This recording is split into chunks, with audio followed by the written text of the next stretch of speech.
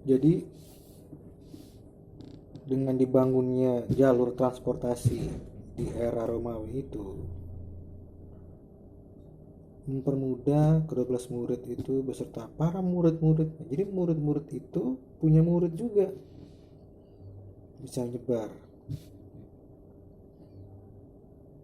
Seharusnya sih kita harusnya terima kasih ya sama Roma, sama Kaisar Romawi dulu.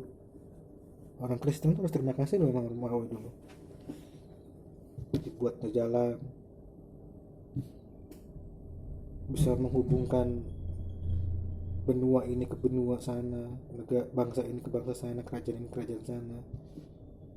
Bahkan sampai ada namanya istilah jalur sutra yang dilalui sama Marco Polo.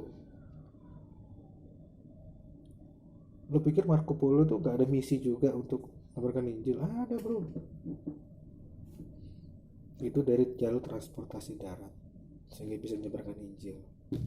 Poinnya gini maksud gue, Antikris muncul itu satu, Injil sudah harus tersebar di seluruh dunia.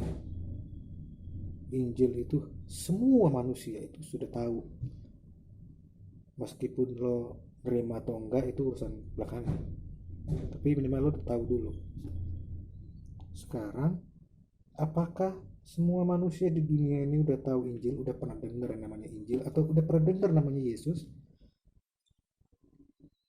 Gue sendiri sih belum pernah lakuin researchnya atau ambil survei lah seluruh dunia. Gue nggak punya resource-nya bro, tapi feeling gue sih sepertinya udah tahu, udah pernah dengar. Orang di pelosok-pelosok mungkin pernah dengar, tapi nggak tahu juga gue nggak usah ngomongin soal seluruh dunia deh, gue ngomongin yang di Indonesia. Apakah suku-suku pedalaman pernah dengar nama Yesus? Suku pedalaman Papua mungkin, atau sejauh suku Baduy, suku pedalaman di Jawa sendiri, apakah pernah dengar nama Yesus? Nggak tahu. Itu tanggung jawab siapa? Tanggung jawab kita semua bro. Itu perintah perintah agung dari Yesus sendiri sebelum naik. Bukan tanggung jawab pendeta, penginjil, siapa? Tanggung jawabnya kita semua. Jadi kalau mau diartiin kapan Yesus datang, bisa jadi nih menurut gue ini tergantung kita, apakah kita juga udah menyebarkan Injil sampai semua orang tahu. Perkara diterima apa enggaknya Yesus itu kan tergantung Roh Kudus yang menggerakkan hatinya, tapi kitanya udah nyampein belum. Nah, itu tuh udah dipersiapin tuh bro dari zaman Romawi sehingga kita jadi tahu. Satu ya, Injil harus tersebar dulu. Kedua, kalau gue baca dari nubuatan-nubuatan nabi-nabi zaman dulu dari perjanjian lama hingga perjanjian baru, semua bangsa Israel akan berkumpul kembali. Nah ini juga kadang ada juga yang masih debatable nih mengenai pembangunan Suci yang ketiga, karena di situ katanya si antikris akan menyatakan diri di bait Allah. Itu bisa secara lahiriah, bisa juga secara harfiah. Apakah memang perlu dibangun bait Allah yang secara fisik itu semegah zamannya Salomo atau pada zamannya Herodes, terus si antikrisnya itu nyatain diri, bilang gue ini Tuhan Allah, sembahlah gue. Kalau lo nggak nyembah gue, lo nggak bisa belanja ke pasar, lo nggak bisa kemana-mana. Itulah ya sederhananya lah, karena gue udah atur transaksi semuanya melalui itu. Nah sekarang pertanyaannya gini, secara spiritual, kalau gue menerima tanda antikris itu nggak perlu gue dicap apalah di dahi atau di tangan.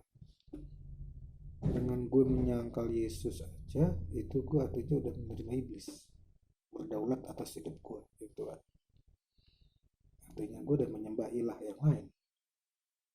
Itu menurut pemahaman gue sederhana. Dengan adanya si antikris menyatakan diri dalam bait Allah, artinya ingat kata Rasul Paulus, tubuh kita ini adalah bait Allah. Kalau sampai kita menerima iblis berdaulat atas diri kita, artinya kita menerima si antikris itu atau iblis itu menyatakan dirinya di dalam bait Allah yang ada dalam tubuh kita. Gitu ya kira-kira ini pemahaman gue nih. Ya juga, rumah Tuhan itu bukan secara gedung, gereja atau apa, tubuh kita ini. Nah, itu kira-kira kayak gitu sederhananya. Nah, kalau mau dibilang vaksin ini bagian dari satu alat antikris untuk menerima tandanya dia, itu tar dulu menurut gua. Aku masih nggak setuju. Satu, tanda-tandanya Tuhan Yesus datang. Yang paling pentingnya buat gue itu, buat gue sih kita harus prepare aja, karena kita nggak pernah tahu kapan. Dari yang sudah terjadi saat sekarang ini pun, tanda-tanda itu udah terjadi di zaman lampau. Jadi sewaktu-waktu dia bisa datang kapan aja, bro. Kapan aja bisa datang. Jadi bersyukur aja kok kenapa dia belum datang, mungkin dia masih ngasih waktu buat kita untuk bertobat. Itu sih yang gue pahami. Terus apa hubungannya dengan vaksin? Orang bilang vaksin itu bukan secara bentuk chip doang yang ditempel di dahi atau di tangan. Itu karena kecanggihan teknologi bentuknya jadi cairan, terus menyerap semua data kita, informasi kita, kita akan dikontrol, dikendalikan. Nah, jadi sejak zaman ATM dibuat aja itu udah jadi kontroversi dulu. Para para penganut teori-teori kayak gitu tuh bilangnya oh, ATM itu ini kita akan jadi ada barcode-nya lah, nanti dihitung barcode-nya jadi 6666. Aduh, whatever lah ya. Kalaupun misalnya nih, kalau emang bener nih vaksin ini tuh ada kaitannya sama antikris, misalnya nih ya, kita kan rugi gini, Tuhan tuh ngasih kita free will dengan hikmat ya. Ini yang baik, ini yang buruk, tapi ada barometernya, ada ada em, ada garis merahnya, ada benang merahnya, sorry, maksud gue ada benang merah. Yang gue bingung kenapa vaksin ini jadiin salah satu indikator atau tanda dari si antikris. Sama sekali menurut gue nggak nyambung. Ini benar-benar vaksin untuk ditaruh di badan kita untuk melawan virus. Ya, gimana ceritanya virus yang vaksin yang udah masuk dalam tubuh kita ini bisa mengontrol hidup kita? Menurut gue ini teknologinya kita belum nyampe, bro, di zaman di era sekarang ini untuk seperti itu. Mungkin kalau yang di film-film mungkin ya ada yang kayak gitu. Ya itu film, bro, fantasi. Mungkin nanti entah tahun kapan bisa seperti itu. Kita nggak perlu lagi kartu ATM, nggak perlu lagi KTP, nggak perlu lagi chip. Semuanya bisa terserap dalam tubuh kita. Buat gue sederhana. Kalau Tuhan Yesus mau datang, ada namanya masa-masa persiapan. Dan kita sebagai orang yang percaya, sebelum antikris datang, kita udah diangkat. Ya, nah ini masuk ke namanya masa pengangkatan. Sebelum antikris berkuasa, sebelum antikris datang, kitanya yang percaya, kitanya diangkat, bertransformasi melalui tubuh kemuliaan, kita diangkat di awan bertemu dengan Tuhan kita. Setelah itu Roh Kudus sudah nggak ada lagi di bumi, baru antikris nongol. Dia akan mensensus lagi nih semua orang yang masih nyisa nih di bumi, sensus lagi sama dia. Karena chaos bumi. Dia yang bisa katanya menyelamatkan, bisa memulihkan keadaan. Perang, dia bikin damai. Jadi satu negeri, satu pemerintahan, biar gak chaos. Satu mata uang biar ekonominya gak goncang, jadi stabil. Satu keyakinan, biar gak pusing nih, banyak agama, banyak aliran. Itu untuk mempermudah transaksi, macam-macam lah dibikin. Menerima tanda itu, tandanya itu apa, kita akan dicap di dahi atau di barcode di tangan atau di mana, nggak tahu. Mungkin nanti di era itu metodenya, caranya kayak gimana, nggak ngerti juga. Maksud gue tuh, kita jangan mengartikan secara lahiriah ya. Ada di dahi, tempel di dahi, ada barcode-nya, anu di tangan ada barcode-nya. Ataupun suntik vaksin, cairannya itu yang bagian dari penyerapan data kita untuk menjadi bagian secara otomatis dari antikris. Nggak gitu juga.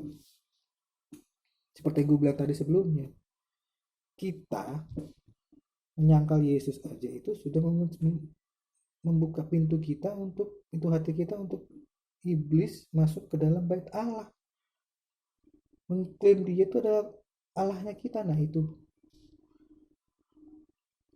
yang gue paham. Jadi menurut gue nih, kesimpulannya, stop lah kita membangun narasi atau opini-opini vaksin itu bagian dari strateginya iblis. Kok bagian dari strateginya iblis? Ya mungkin iya, aku setuju, memecah belah kita. Iblis pengen kita itu sakit, iblis pengen kita itu susah. Udah jangan divaksin, diracuni pikiran kita, itu antikris, itu ini. Tak gitu juga bro. Ingat ya, hoax itu sudah ada dari zaman Adam Hawa. Allah udah bilang nih, jika kau makan buah itu, kau akan mati.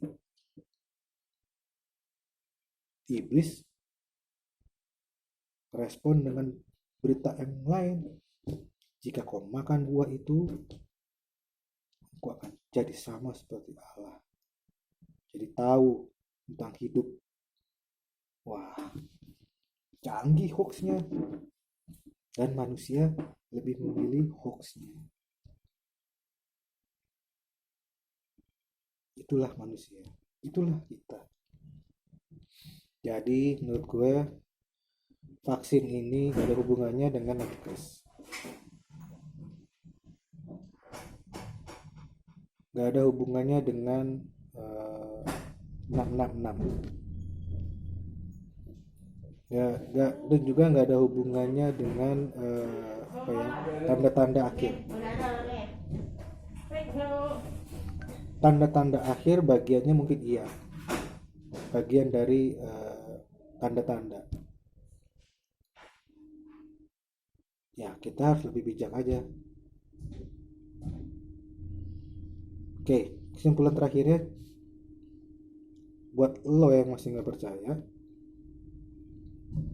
tapi lo meyakini itu, stop lo mempengaruhi orang. Everybody has its own free will. Berhikmatlah dengan baik, dan jangan lupa tetap research setiap informasi yang lo dapat. Oke, sekian informasi dari gue, semoga bermanfaat.